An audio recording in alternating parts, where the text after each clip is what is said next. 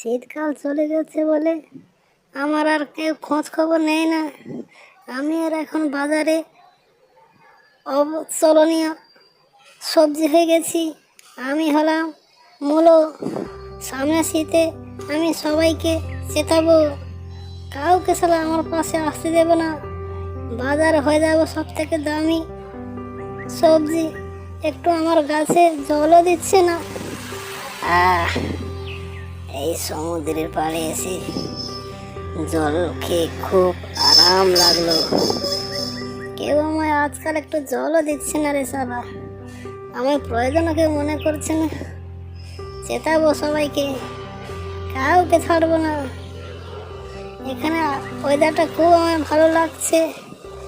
ওই রোদে শুকিয়ে গিয়েছিলাম, এখানে এসে একটু জল খেয়ে আরাম মনে হচ্ছে।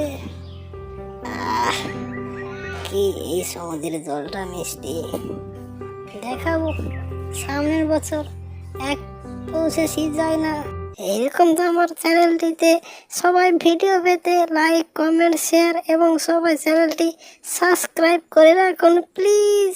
সবাই সাবস্ক্রাইব করুন।